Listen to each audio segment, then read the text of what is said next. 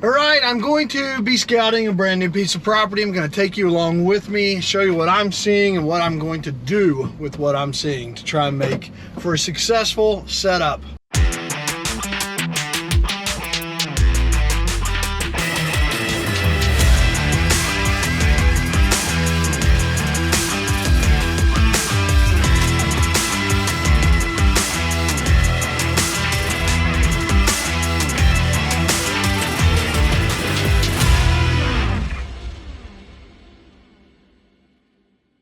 I was sort of dreading saying this, but on all the ground that I have that is our personal family farm that I'm very, very thankful to have, and you know, it's an enormous blessing to have, I don't have a deer to hunt. And what I really mean is I don't have a deer of the caliber of what I'm used to hunting, or I should say a deer of the caliber that I'm looking to chase. I'm generally probably going to be, 5.5-year-old deer, at least 150-inch rack, if not better, or bust. And looks like it's going to be maybe bust, because I haven't found anything on my farm that's big enough for me to go chase. I had one deer that I was really excited about hunting on my farm. I've got now 3 years of history of this deer, and I am 99.9% sure he's dead. I believe, and I should say I want to not believe, I want to believe he was not killed by a poacher or something like that, but I do believe he could have been hit by a car, or he was killed of VHD or something. But this deer has not been on my camera in well over a month, almost 2 months now, and I would have had almost 1,000 pictures of him by now. His home court range was right where I wanted him to be, in one of the biggest blocks of bedding on my farm, and I just have not gotten him, and I think he's gone. So I'm gonna go actually do a body search for him in one of the areas that he really was his core area, and see if I can see something. But that's the terrible part of where I'm at, is I'm being super disciplined with the improvements and all the changes I've made to my own farm. And with that, I don't have the caliber of deer on that farm that I want to hunt. And I'm actually literally going to start going after permission farms, doing that as we speak. Just got permission on a property 5 minutes from my house. And now, yes, I own lots of ground. I'm very thankful to own that ground. But I've also got really high goals, really lofty goals. So if any of you can resonate with that, I'm gonna take you along my journey to go find a buck to hunt. Booner or bust. And I should say I would shoot something under a booner if it was mature, but I do have my standards right now, as early in the season as we are. I have it set pretty high that I'd like to shoot a booner or bust. So that's what we're going after, is 170 plus. So what I have right now is lots of mature bucks that are inferior, and I'm going to make efforts to get rid of those deer by bringing in friends and people that would be happy to shoot those deer, and try to get some of those called down. Maybe use the girls, my daughters, getting them into hunting, and use them to help bring some of those inferior bucks off the farm. But I don't have anything with headgear that really gets me giddy. And that's kind of where I'm at. We're gonna go chase a giant somewhere, and we gotta find one first. So today starts that journey on a new permission piece 5 minutes from my house. Snafu number one out of today already. Got all my gear ready, but I have no trail cameras, no cellular trail cameras at my house for when occasions like this come up. I've got 20 plus out at my own farm, but I have gone to 3 places now to try and get some cellular trail cameras, some Tacticam reveals, and to no avail. So I got 2 yesterday, and we're gonna go with 2, but I was really hoping to get 4 on this farm. But already we're gonna have to figure out where would 2 cameras go to try and have the best chances of getting some inventory. Issue number 1. All right, we're about to go out on this journey. Got the bike off, ready to go. I have only got 1 camera because there's 2 farms here, and I've got to find the highest odds spot for this 1 camera on the farm we're on now, and then 1 camera on the other one. Try as I may, I was hoping to get 4 or 5 cameras with me, was only able to get 2 locally. So We're gonna put up one camera, but right now I'm gonna start looking at, obviously we're looking at access points. We're looking at pinch points, high odds funnels, how to access some of the timber through the tillable areas. We've got a really windy day, so this is gonna work to our advantage, but I'm gonna kind of do some speed scouting right now. I'll also put the drone in the air to kind of get better aerials and close-up shots of places without obtruding into those. You know, the problem you have now is we're in hunting season. So we're going to try and minimize the intrusion on this farm because it is already hunting season. So we're gonna utilize the strategy of bump and dump, maybe. Meaning if we bump a deer, we're gonna go in there and try and dump some inventory, dump some trail cameras on the places to see what we can find. But we're also trying to minimize the intrusion because we could immediately get in here and start doing hanging hunts, and we don't want to leave any excess scent or any excess availability for deer to know that we have been in the area. So we're gonna start in here, do some speed scouting, then figure out where the highest odds area are to put this camera. We're gonna set up the camera, drop some pins on the map on good hunting locations, and go from there. Let's get going. All right, something that's going to work for us today is it's really windy. And actually the way this farm lays, this really big draw and this big funnel that I wanna go scout, the wind is blowing to where we're gonna stay upwind of that and where we don't get downwind of deer being in that funnel. So that's gonna work to our advantage both for noise and keeping us quiet, but also keeping our scent down. We're going in on the e-bike. I've got one camera on my back. I've got my camera equipment to go get some footage while we're here, but we're gonna try and get as much inventory quickly, dump one camera on this farm, head to the next one, dump one on it, learn where these deer are at, and see, does this farm have a giant? Let's go. I've gotten into the property line and I'm tracking it in to this big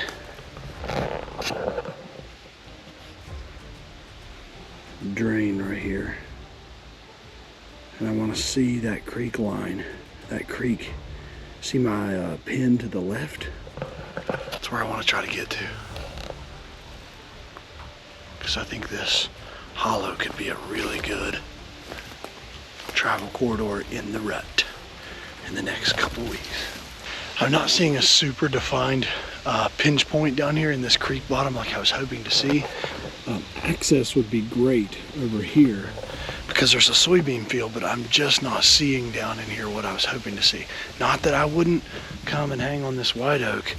There is a heavy trail right here I just pointed out, but generally I'm looking for something where like the fence really necks them down into a spot that they're crossing more often than not, so you can get a bow shot. But it's really thick in here, and I honestly think you could do well with a stand up there where that guy has got his stand already. So we're gonna back out of here and head up that way. Okay, I just found in a fence what I'm talking about. You see how the fence is high right here, 5 or 4 foot at least, and this has broken it. It's down low. Well, naturally, that's where they're crossing. Those are the things that I look for as natural places to funnel the deer down into an area you can get a shot. We are getting warmer, but I'm not seeing the type of sign that I'm looking for right now, because we should be seeing some really big rubs and some big sign in here if we were on one right here. Not to say there's not one in here. I'm still gonna put a camera, but not seeing like this is a big buck bedroom like I was hoping it might be here. After all the things that I bring on these trips, something that I really think I screwed up not bringing is some black widow deer lures and branch butter so that I can start a scrape in an area that looks like there's historically been one, but not currently one. So, something I'm gonna have to learn after all this gear that I'm bringing in. I missed that one. Against my better judgment, I am going to get up in this stand to make sure it is safe to hunt out of, because it would sure save me some time to come in here and take inventory just getting in this tree. It doesn't look like it was hung too long ago, but it's awfully open. But it's also awfully good view. Whew, yeah, it's good. Bada bing. It's all set up. Let's go. All right, another tip. The stand is just right there, but there's a massive trail right here across the other side of this little grassy strip here, and there's a tree right here that I actually like better because it's got better cover, and if all the deer are coming out right by the camera, I don't want to walk over there for my hunt. So what I want to do is go on the other side of this draw on this soybean field. I'm going to mark and drop a pin right across from this tree, so if I do a hanging hunt, I can get to that pin, drop right in, come up the back side of this tree, stay out of this grassy field. Way better access. So let's see what happens. Running later than I would like to be to hit the next farm, because it is now 4:38 p.m. But I'm going to try to use it as a stealth mode speed scout slash bump and dump slash is what it is slash gotta do what you gotta do, all of the above. I could come back, but trying to get some inventory here, trying to speed inventory this farm.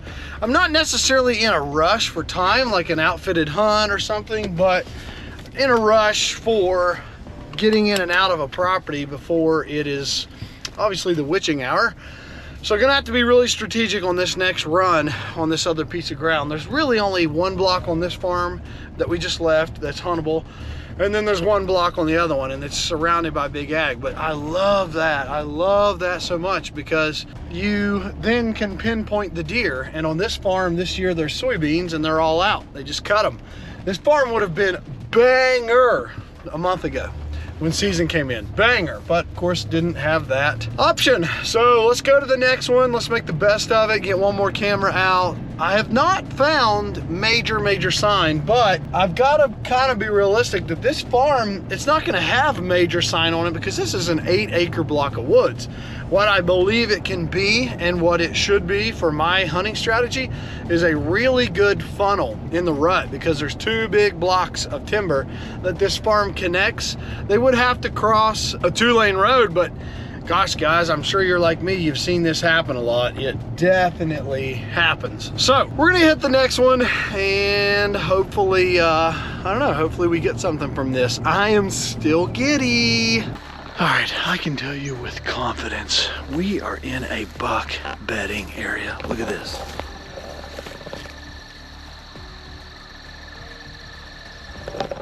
Just a little peninsula. Both sides of it is big ag. Buck bed, big rub.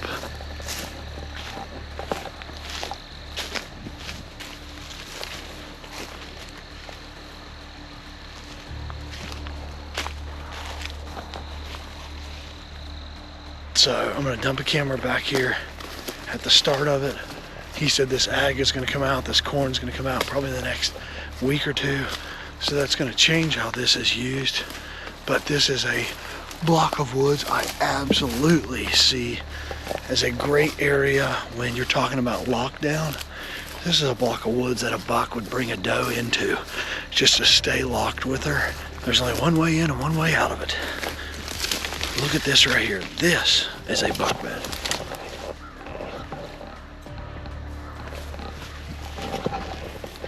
And no, I did not want to walk in on that, but bump and dump, right? Here's yet another rub.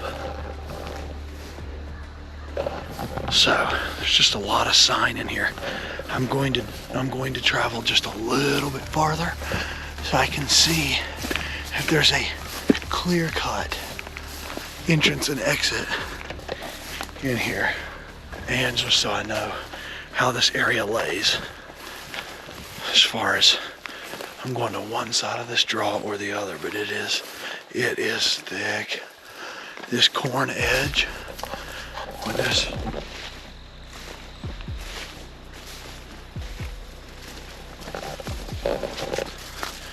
comes out, it's gonna change how this hunts. It's actually gonna help some of it. What I'd really like to find is a very well-defined hub scrape. Something that is a central hub. But I've not found that yet. But I think I will find a very defined travel area here. And I see, here's another sign of a big deer. It's a small rub, but look how it's thrashed.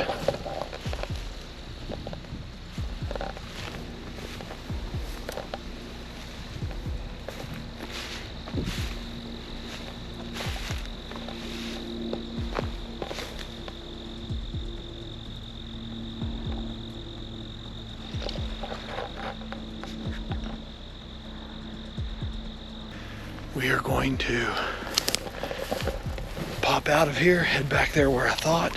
There's tons of sign in here, but I still think in this open area back here, I'll get some inventory of what's in here. I may have to tighten up on how I would hunt in here, but again, we may not have a giant in here, or yet. This is an awfully good farm. I'm awfully thankful to get permission on this. This close to my house. So we'll let these cameras soak and see what turns up. Now while I'm back here in this open area, there's one more thing I'm trying to put together, which is where would I hang and hunt? And there are a couple locusts right here. I could get in those a little ways, but they are those thorny locusts. I don't know what they're called, but I could get in there. You could get on the ground too. Just make it really hard to film in here. You could get on the ground though. I don't know, I'll probably just get up in that locust. Or if I actually knew where the deer were coming from, and two, I would set a ground blind in this old trailer. Because I don't think it would be that much different for the deer than knowing that trailer was already there. But we're gonna go back here and try to figure out where we want to get some inventory. I haven't seen a lot of scrapes pop up yet, and I'm kind of surprised by that. All done. That should get this area. And I think I have a tree I can get in with some cleanup. All right, all wrapped up. I'm gonna tell you guys how this happened. You see this green transfer auger and that gravity wagon behind it? I stopped to buy that from this farmer, and genuinely I was looking for a transfer auger for our corn harvest operation since I have moved farms.